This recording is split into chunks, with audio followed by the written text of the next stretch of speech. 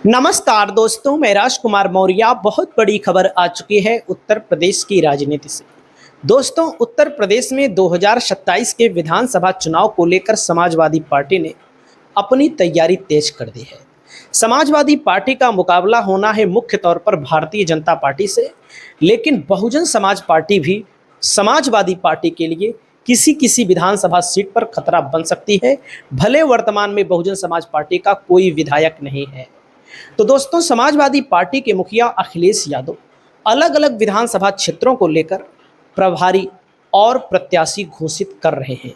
साथियों, इस वीडियो में आप सभी साथियों को बताने जा रहे हैं रायबरेली जिले की 2 विधानसभा सीटों के लिए समाजवादी पार्टी से प्रत्याशी घोषित कर दिया गया है, जिसका नाम क्या है, पूरी राजनीतिक हिस्ट्री मैं आपको यहां पर बताना चाहूंगा। क्योंकि दोस्तों, यह रायबरेली का जो जिला है, इस जिले में भारतीय जनता पार्टी सोच रही है कि ज़्यादा से ज़्यादा संख्या में सीटें जीते। लेकिन मैं आप सभी साथियों को बताना चाहूँगा, जब 2022 का चुनाव हुआ था तो समाजवादी पार्टी को 4 सीटों पर सफलता मिली थी, बसपा को किसी भी सीट पर सफलता नहीं मिली, भारतीय जनता पार्टी को 2 सीटों पर सफलता मिली थी। लेकिन जब लोकसभा का चुनाव होता है तो राहुल गांधी ने प्रचंड वोटों से चुनाव जीत लिया। साथियों, समाजवादी पार्टी के कद्दावर नेता माने जाते थे मनोज पांडे, जो इस समय भारतीय जनता पार्टी के साथ चले गए हैं। और भारतीय जनता पार्टी के साथ जो भी समाजवादी पार्टी के विधायक गए, उनमें से केवल मनोज पांडे को मिनिस्टर बनाया गया है और सभी विधायकों को कोई भी पद नहीं मिला है। साथियों, मनोज पांडे के सामने समाजवादी पार्टी की चुनौती है कि किसको मैदान में उतारा जाए, क्योंकि मनोज पांडे समाजवादी पार्टी से भैया 3 बार विधायक बने। तो क्या अब की बार चौथी बार भारतीय जनता पार्टी से बन जाएंगे? इस पर भी हम आप सभी साथियों को बताते हैं, और यहां का जातिगत फैक्टर वाकई में क्या है, इसको भी आपको हम बताते हैं। साथियों, यहां पर जैसे अदिति सिंह सदर विधानसभा क्षेत्र से, इनके पिता समाजवादी पार्टी कांग्रेस गठबंधन से, यानी कि कुल मिलाकर के कांग्रेस गठबंधन से इनके पिता कई बार चुनाव जीते, बड़े बड़े अंतर से जीते। लेकिन जब अदिति सिंह 2022 का चुनाव बीजेपी से लड़ती हैं, तब क्या हुआ? तब जीती जरूर 7175 वोटों से, लेकिन 2027 के लिए यह सीट बीजेपी के लिए और अदिति सिंह के लिए खतरा साबित हो सकती है। यानी कि यहां पर बीजेपी और अदिति सिंह चुनाव हार भी सकती है। कैसे? दोस्तों, आप सभी साथियों को यहां पर ध्यान देना है, 2022 में जब मनोज पांडे चुनाव जीते, सपा से ही जीते, 6621 वोटों से चुनाव जीतने में सफल रहे। यहां पर दोस्तों अंजलि मौर्य और अमरपाल मौर्य, 2 मौर्य कैंडिडेट उतर गए, और यहां पर मौर्य के वोटों का बिखराव हो गया। क्योंकि अमरपाल मौर्य स्थानीय तो नहीं थे, लेकिन बीजेपी से आए थे लड़ने के लिए, तो बीजेपी से ही लड़ाई हो रही है वर्तमान में समाजवादी पार्टी से। तो दोस्तों, यहां पर जो मौर्य समाज का वोटर मुन बनाया था अंजलि मौर्य को वोट देने के लिए, उसमें से अधिकतर ट्रांसफर हो गया भारतीय जनता पार्टी के पास। लेकिन तब भी 34,000 जो बसपा को वोट मिला, 34,692, इसमें भी मौर्य समाज का करीब 10 से 15,000 वोट गया। और यहां पर आबादी कितनी है दोस्तों, SIR के बाद एक्चुअल डाटा मैं बताने जा रहा हूं आपको। जो वोट पड़ेगा 40,000 वोट यहां पर मौर्य समाज का पड़ना ही पड़ना है। अब आप सोच लीजिए 2027 में। तो दोस्तों, यहां पर जातिगत आबादी क्या है ऊंचाहार में, उसको भी हम आपको बताते हैं। कांग्रेस को भी 9,000 वोट मिला था, इसको भी आप ध्यान दीजिएगा। 2022 में अदिति सिंह की विधानसभा में 7,175 वोटों से बीजेपी आगे रही। यहां का आकलन क्या कहता है? और सबसे पहले आप लोग यहां पर ध्यान दीजिएगा, कांग्रेस को भी 14,000 वोट मिला था। ध्यान दीजिएगा हमारी बात को, कांग्रेस को भी यहां पर 14,000 जो वोट मिला था, वो किसका वोट था? वो विपक्ष का वोट था। विपक्ष में सपा और कांग्रेस के गठबंधन से 50 ऐसी सीटें उत्तर प्रदेश में है जहां बीजेपी वाकई में आउट हो जा रही है ऑटोमेटिक। लोगों को विश्वास भले नहीं हो रहा है। साथियों, जब लोकसभा का चुनाव हुआ तो आप लोगों ने देखा होगा भाई, मनोज पांडे बीजेपी के लिए वोट मांग रहे थे, खुलेआम वोट मांग रहे थे। समाजवादी पार्टी ऊंचाहार के विधायक थे। ऊंचाहार में क्या हाल रहा देख लो आपके सामने, 1,34,856 वोट कांग्रेस को मिला था, और बीजेपी को कितना मिला? 52,961 वोट। यानी कि बीजेपी कहां 1,34,856, कहां 52,000, 80,000 प्लस वोटों से ऊंचाहार में पीछे रही। 80,000 प्लस वोटों से। दोस्तों, यहां पर मैं आपको बताना चाहूंगा, हर विधानसभा में देखो 1,35,000 बछरावा में, और जहां पर अदिति सिंह बीजेपी से 7,175 वोटों से चुनाव जीती, वहीं पर बीजेपी को मात्र 53,000 वोट मिला। 3 गुना वोट यहां पर दोस्तों देख सकते हैं आपके सामने कांग्रेस के प्रत्याशी राहुल गांधी को मिला।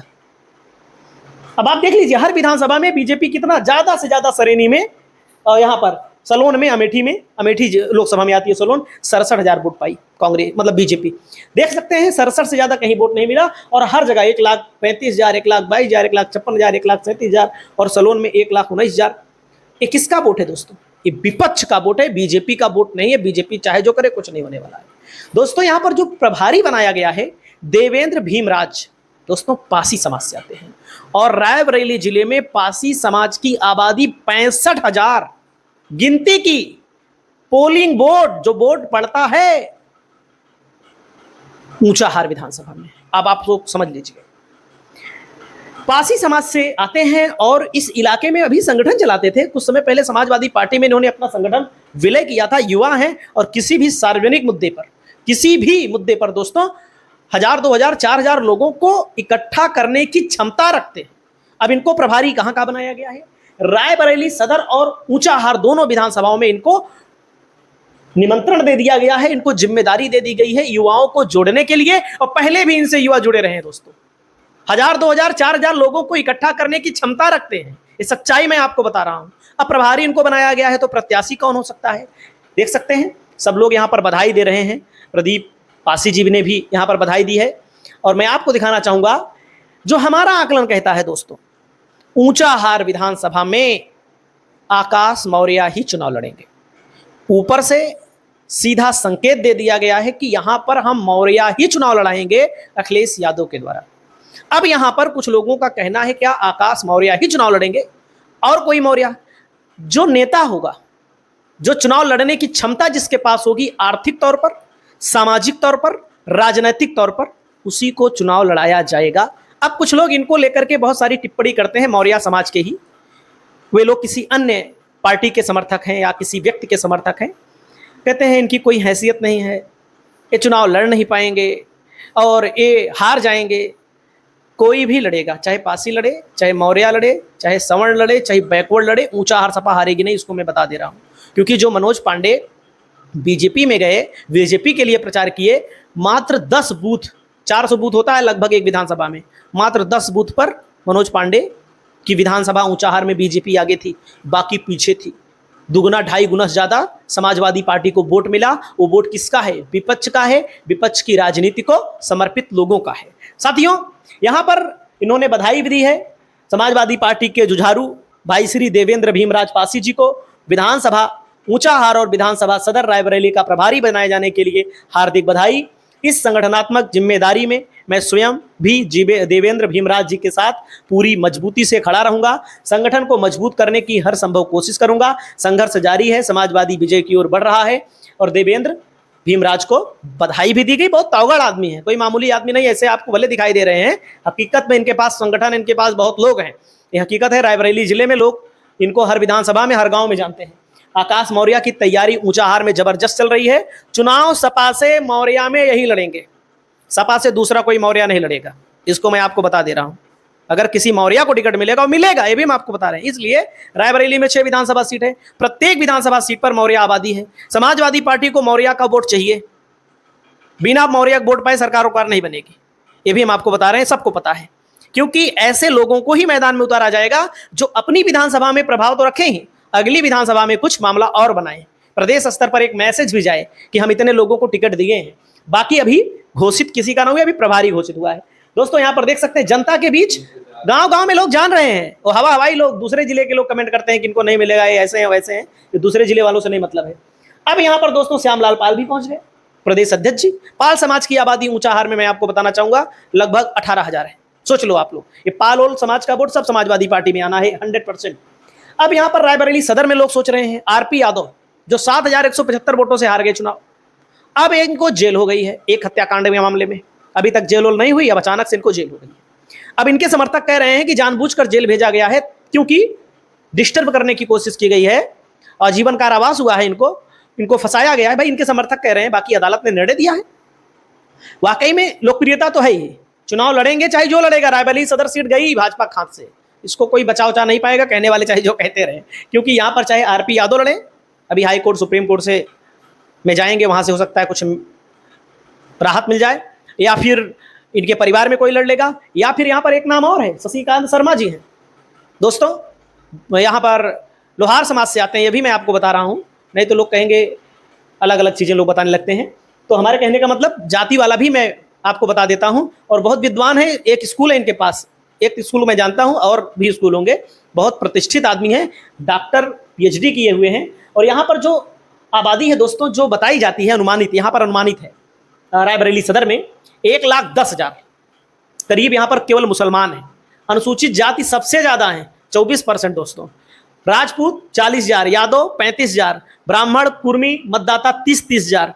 और यहाँ पर दोस्तों प्रमुख जातियों में मौर्य नहीं लिखा है। देखो, हम मौर्य समाज से आते हैं तो कई लोग कहते हैं अपनी जाति वाला नहीं बताते हो। यहाँ पर मैं आपको बताना चाहूँगा, जैसे जो ऊंचाहार के हैं, रायबरेली के अलग अलग इलाकों के हैं, तो शहर में बड़ी संख्या में लोग जाकर बसे हैं। तो बड़ी संख्या में यहाँ पर मौर्य समाज के भी लोग हैं, क्योंकि ये डाटा ओरिजिनल नहीं है। ओरिजिनल मैं आपको बता सकता हूँ, वहाँ का ऊंचाहार का बता सकता हूँ। क्यों? क्योंकि वहाँ पर जातिगत जनगणना हो चुकी है, और वहाँ पर 40,000 से 45,000 के करीब वो हैं, क्या नाम है, यादव हैं, 65,000 पासी हैं, और 19,000 ब्राह्मण हैं, और 10-12,000 ठाकुर भी हैं, और क्या नाम है, लोधी समाज की आबादी 18,000 है, और लोधी समाज के अलावा कुर्मी समाज की आबादी लगभग 15,000 के बीच में है। तो यहाँ पर 2 प्रत्याशियों के नाम तय हो चुके हैं, प्रभारी घोषित कर दिया गया है, और सीट भी मैं बता दे रहा हूँ, पैसा नहीं बांटा गया तो सपा सीट भी जीत लेगी। भाजपा इस सीट को रोक नहीं पाएगी, कुछ भी कर ले, पैसा बांटे चाहे जो करे। इस इलाका ऐसा है, पैसा ले लेगा, वोट नहीं देगा। तो बाकी आप लोग अपनी राय को बताइए। नमस्कार।